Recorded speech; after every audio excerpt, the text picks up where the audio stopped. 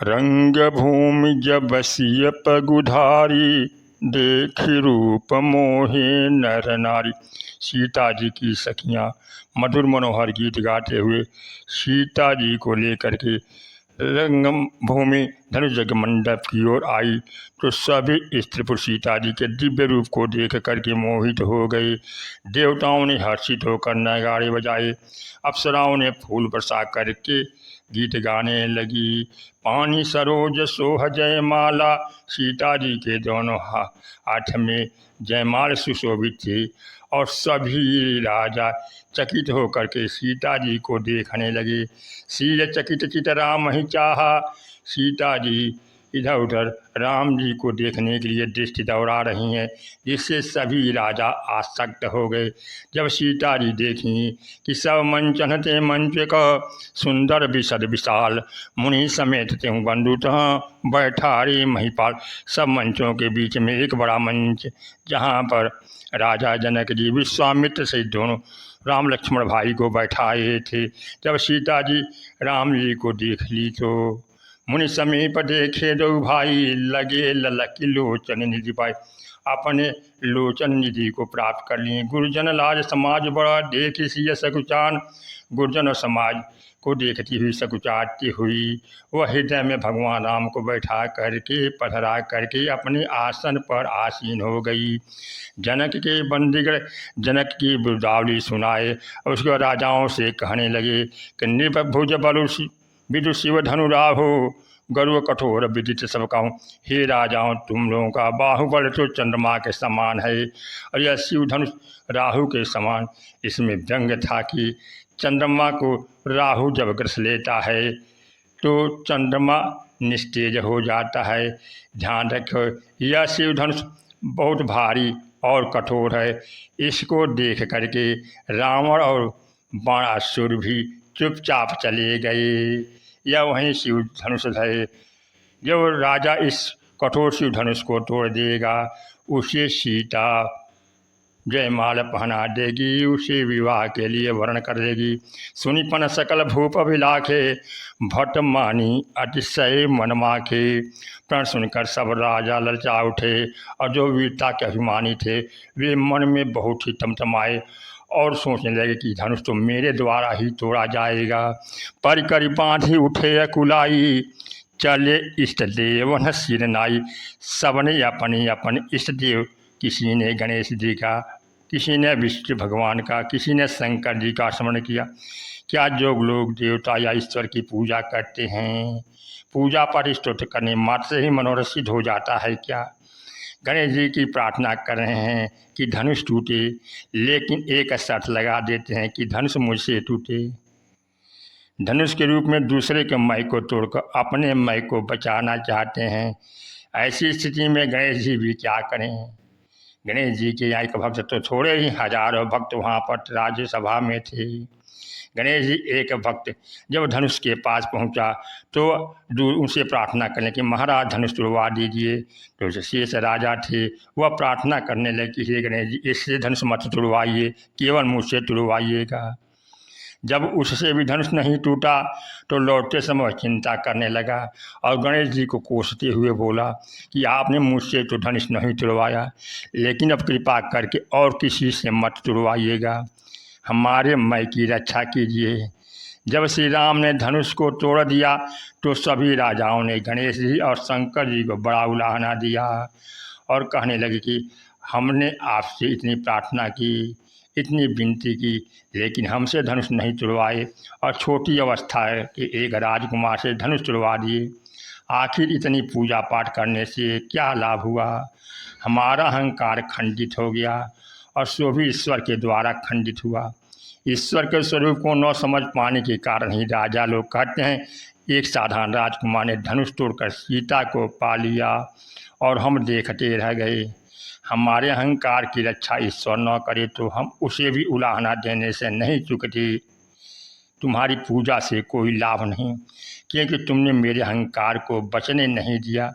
लेकिन सबसे अधिक आनंद तो तब आया जब पता चला कि राजा क्या चाहते हैं।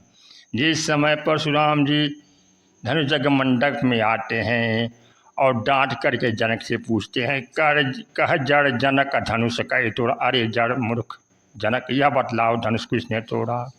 सुनकर सभी राजा प्रसन्न और आनंदित हो गए और प्रसन्न होकर अपने इष्ट देवों को प्रणाम करने लगे और कहे कि है भगवान, हे इष्ट देव, आपने बहुत अच्छा किया जो आपने हमसे धनुष नहीं तोड़वाया, अन्यथा परशुराम जी तो हम लोगों का सिर ही तोड़ देते, यह तो बड़ा अनर्थ हो जाता।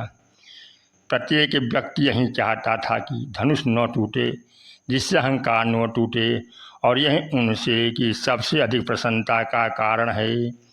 परशुराम जी राम जी से पूछने लगे कि धनुष को किसने तोड़ा, तो भगवान रूप उत्तर देते हैं, नाथ शंभु धनु भंजनिहारा, हुए क्यों एक दास तुम्हारा। धनुष को तोड़ने वाला आपका ही कोई दास होगा, मैं नहीं कहते हैं।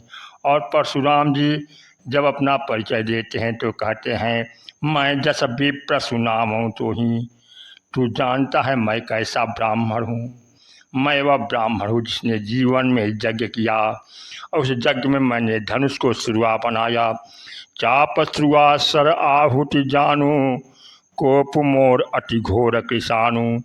समिधि सेन चतुरंग सुहाई, महामहीप भये पशुआई।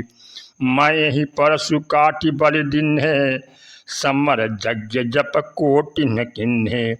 मोर प्रभाव विदित नहीं तोरे, बोलस निदरि विप्र के भोरे। मैं वह ब्राह्मण हूँ जिसने शस्त्र के द्वारा यज्ञ करते हुए इस पृथ्वी को न जाने कितनी बार दान दे दिया।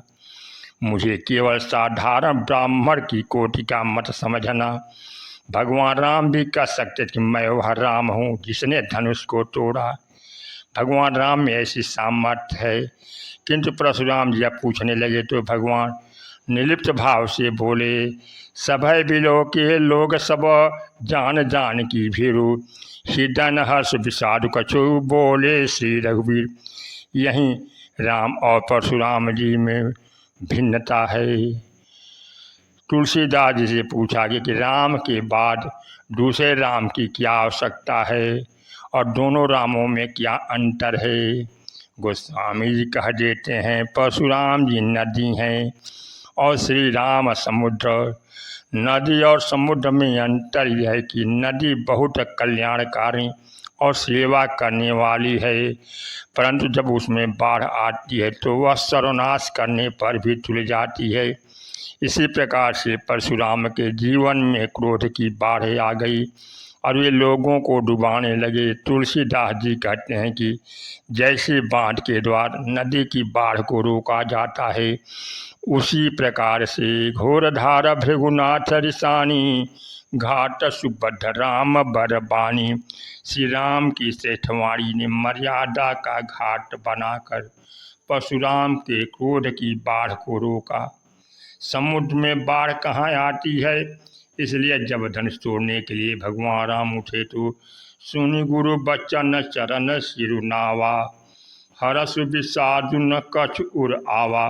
धनुष टूटने के फल किसी तरह का हर्ष विषाद नहीं था। टूट गया तो भी हृदय न हर्ष विषाद कछु। गले में जयमाल पहनाए जाने पर भी उन्हें आनंद नहीं और फरसा गले पर चलने लगा, उसमें भी कोई भय नहीं। हृदय न हर्ष विषाद कछु, बोले श्री रघुवीर। भगवान राम ने समत्व का परिचय देते हुए परशुराम जी को संबोधित किया, नाथ स्वामी। विनम्रता पूर्वक कहते हैं, हो एक दास तुम्हारा, शंकर जी का धनुष तोड़ने वाला आपका ही कोई दास होगा। परशुराम जी कहते हैं कि दास मेरा और मैं ही न जानूं। राम जी कहते हैं कि आप महान पुरुष हैं, जाने अनजाने आपके कितने सेवक हैं। भगवान राम सीधे नहीं कहते कि धनुष मैंने तोड़ा। यदि वे कहें कि शंकर का धनुष मैंने तोड़ दिया तो मैं को तोड़ने के बाद भी मैं बचा रहा तो मैं टूटा कहाँ। परशुराम जी को समझाने की चेष्टा कर रहे हैं। परशुराम जी का जो गर्व है मैं है, उसी को तो अंत में विलीन करना है। परशुराम का जो गर्व गरुआई था अपने विषय में जो विश्वास था कि मैंने बड़े महान कार्य किए हैं, अपरिमित दान दिया है, संसार में न्याय की स्थापना की है और अन्यायियों को दंड दिया है, मानो वह भी गुटा लेकर उस जहाज पर सवार हो गई। शंकर चापु जहाजु सागरो रघुबर बाहुबल, बोरस सकल समाजु चढ़ा जो प्रथम ही मोहबस। गोस्वामी तुलसीदास जी कहते हैं कि शिव धनुष रूपी जहाज के टूटते ही अहंकार का जहाज डूब गया। यह रूपक है। परशुराम का गर्व शंकर के जहाज पर सवार है। जब जहाज डूब गया तो परशुराम में गर्व कहाँ बचा रहा। परशुराम संवार तो धनुष टूटने के बाद आया है। गोस्वामी जी कहते हैं कि जहाज के डूबते ही सारे यात्री थोड़े ही डूब जाते हैं। कुछ तो ऐसे बचते हैं जो हाथ पैर मारने वाले होते हैं, थोड़ी देर चेष्टा करते हैं और थक जाने पर अगर कोई बचाने वाला नहीं मिलता तो डूब जाते।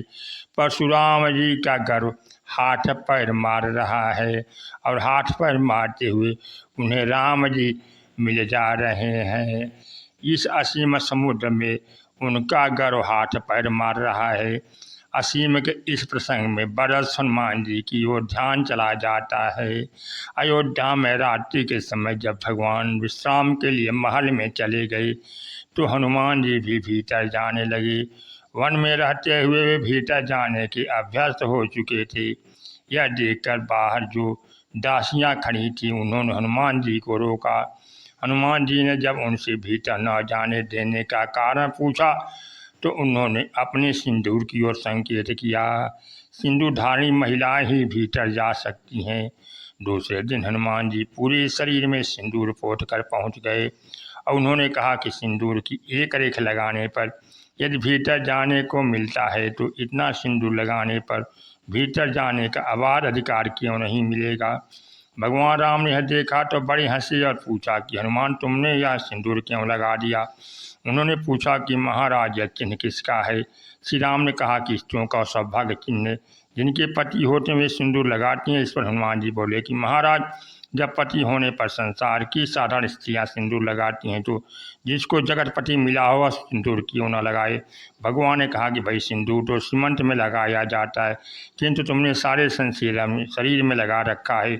हनुमान ने उत्तर दिया कि महाराज संसार का सौभाग्य ससीम है इसलिए वे एक रेख लगाती हैं जबकि मेरा भाग्य आश्चर्य में है। इस असीम सौभाग्य में सीमा का कोई प्रश्न नहीं है। इसलिए असीम सौभाग्य इस अनंत में जिस व्यक्ति ने अपने को डुबा दिया उसका कल्याण हो गया। जासु कथा भवे सजा हरण घोर त्रैशूल सो कृपाल मोहितो पर सदा रहूं अनुकूल।